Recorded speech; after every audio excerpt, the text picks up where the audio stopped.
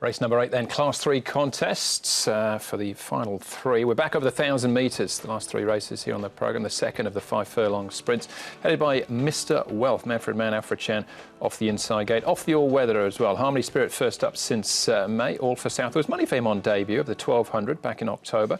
He ran 6th.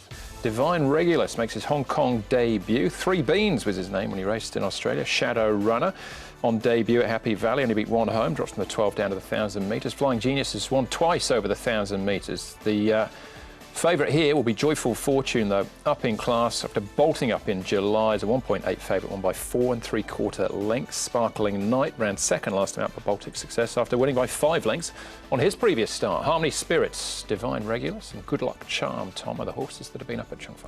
Lots of speed in this race as we have a look at the speed map here. Joyful Fortune, Sparkling Night, Good Luck Charm. But I don't think Joyful Fortune necessarily has to have that pressure applied to him by horses like Sparkling Night and Good Luck Charm. I think Zach might even be happy just to sit behind them and let them go. Flying Genius there with the Kerpity, who's trialled nicely up at Chung Fa. Divine Regulus, the newcomer. All for South was certainly supported on debut. Was only beaten 3 lengths, but did make some ground. Then you've got Baltic Whisper. A few at the back there might be outpaced early, but plenty of speed up front. All for South, he's the going nicely here. He only had the 1 start. He went up pretty short price on debut for a first starter at 5.2. Did run behind Kaying Master.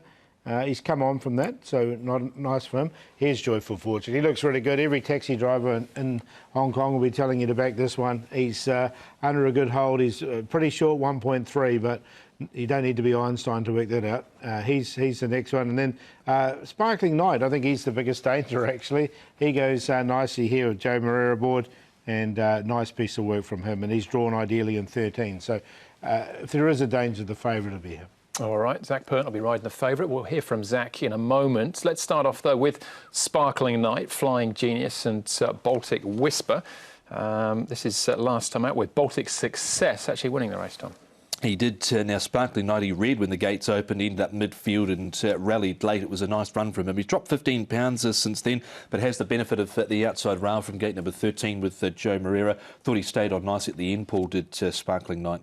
Yeah, exactly. Really nice run from him. And prior to that, he'd run really well as well. So he's definitely one of the major players from barrier 13. Yeah, I think he's the main rival to Joyful Fortune in the market. You can call him a rival as such. But what of Joyful Fortune and how he's summoned? Let's hear from his jockey, Zach Pert. Zach, Joyful Fortune, he returned to the races on Saturday. You rode him in his one and only trial. What was he like that morning for you? Yeah, it was a fairly straightforward trial. He's a straightforward horse, isn't he? He began well, he travelled along nicely. I didn't put him under any pressure, and he handled it well. So, you know, it was a low-key trial, and obviously he's going to bounce himself out here into a high-pressure race. So let's just hope that he's come on from that. He was a winner at the back end of last season, an impressive winner at that too. You must be happy to be jumping aboard a horse of his potential. Yeah, of course. He's an exciting horse. He showed that last season, but it was only 1 start. We've seen time and time again horses have come out and looked very good at their first start and haven't been able to reproduce it under more pressure. So we're going to need to see him do it again. He's found a suitable race. Obviously, Joe's horse down the bottom is drawn nice on the outside fence, and he looks the main danger. So I'm not far away from him. We're going to be in similar spots, and it's probably going to be a race in 2. The other news concerning you through the week came through on social media last night that you'll be riding Inferno in the Hong Kong Sprint. Just tell us how the ride came about, and also what are your thoughts on riding him on International Day?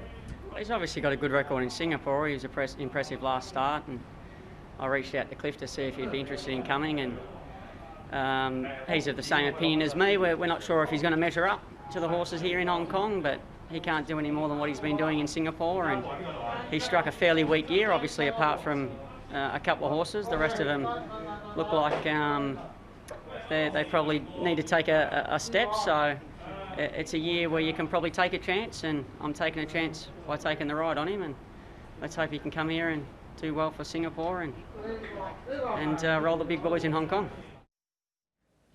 Again, Hong Kong direct for more on Inferno. But what of Joyful Fortune, Tom? We got a 14-point rise for that win last season. Yeah, decent whack for that victory, which in the end was 4 3/4. He was up on the speed, couldn't do any more than what he was asked there. And the way his trial, Paul, I think he's going to be a big chance in this. He looks the winner, and punters seem to think so too at the 1.5. Yeah, I think the bad luck's going to beat him. The way he's been working leading into it, he looks like a real exciting horse. So, look, if he gets everything goes his way, I think he'll win. All right, it's always dangerous just to make it a one-horse race. So what about horses like Kerpenny and this horse, Paul, as well? Divine Regulus making his Hong Kong debut. Yeah, not a bad piece of work here. We'll sort of trial from these two.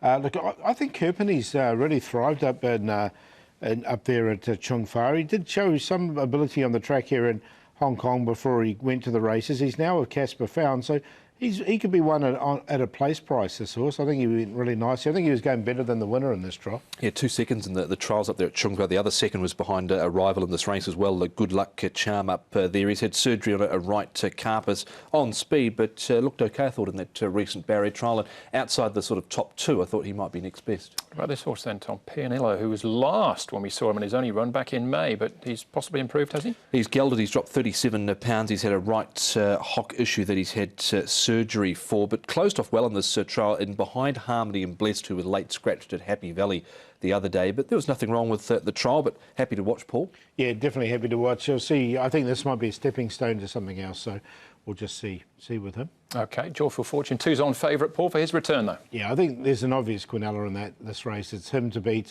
Sparkling Night, or even forecast 12 to beat 14. They're the 2 main chances in the race.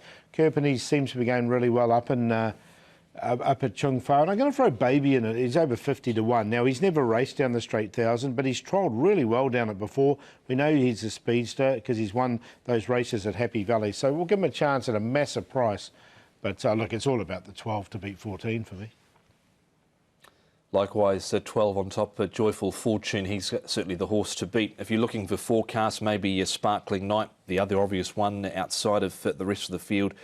Kerpenny there. I threw an all for South because he went round at 5.2 on debut. He was a tad slow. That was over 1,200 metres, but it's dropping back to 1,000. And he did win over 1,000 at 1,100 before arriving. He was a 4-time winner. So interested to see what he can do. 12, 14, 13 and 3.